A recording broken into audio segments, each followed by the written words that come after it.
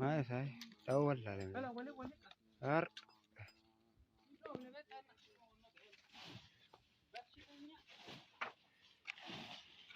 لا أعتقد ده مسكين ورا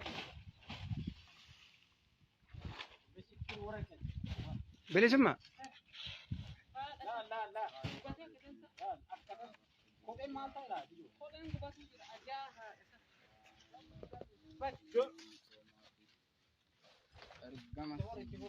أرا أرا Waraabu?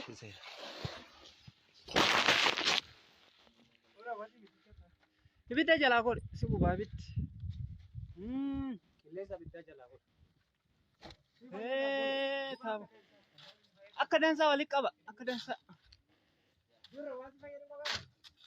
Lakki dhiisi guufi. Kanuun baru sababa si gootin.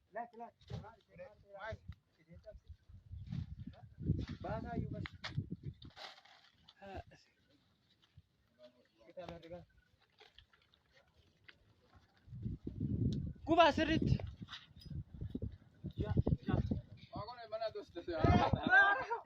Gubi. Guba akka dansaa. Akka dansaa oof. Ijoollee dogongoraan keessa fuudhan jette. أبونا بلما سيدنا ما أعرف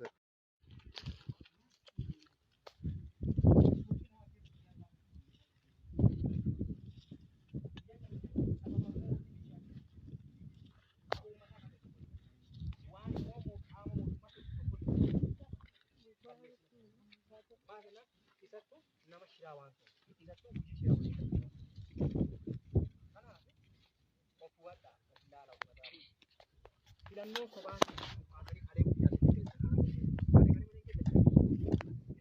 ammallee gorsiisa malee filannoo silaa isarratti danda'a filannoo dorgomaa kan fakkeenyaaf nama namaa tokko tabbooyyee asirraa fiiyyee darbatan ta'uu ta'e kan irratti karrattiin eenyu yoo namni lamaan jiru kan tokko beekta karra jabaa beekta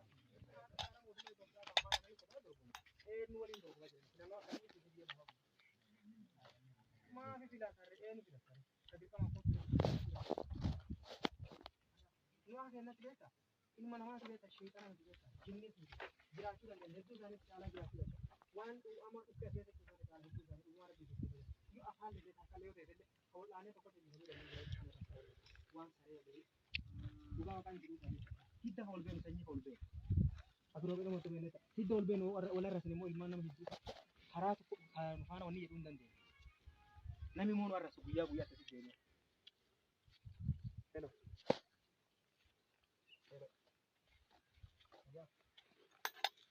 Kagak ilawan je.